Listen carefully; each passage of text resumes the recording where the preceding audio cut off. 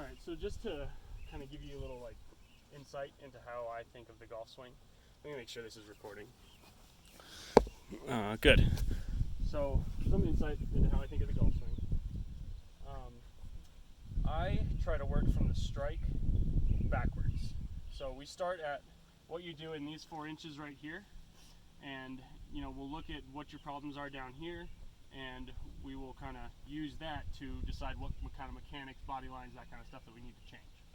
Okay, so there are a few things that need to happen that this needs to do to this to make it go where we want it to go.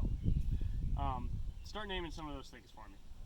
Okay, so we gotta have good tempo. We gotta square up the club face on impact. At impact. So that's a huge one. That's my main big one. Is where the club face is pointed. Good. What else?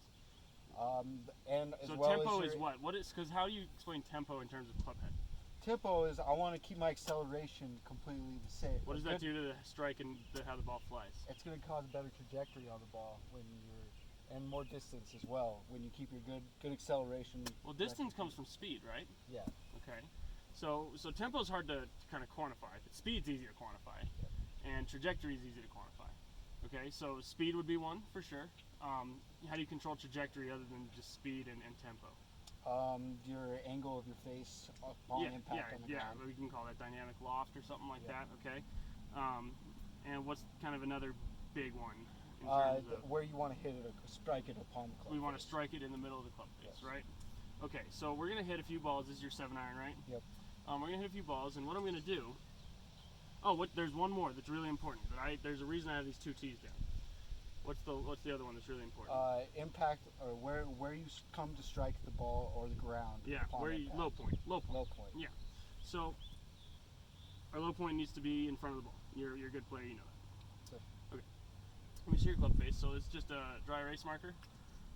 This is going to tell us if you hit it in the middle of the face, and then we're going to look at your divot pattern compared to the tees, and it's going to tell us how you struck the ground and how your low point was.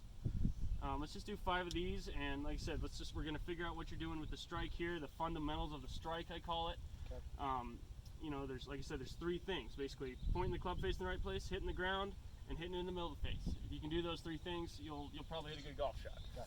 So let's just hit 5 balls or so here with this 7-iron. We'll do this with a couple clubs, and this is kind of your strike assessment, and then we're going to figure out what to do from here.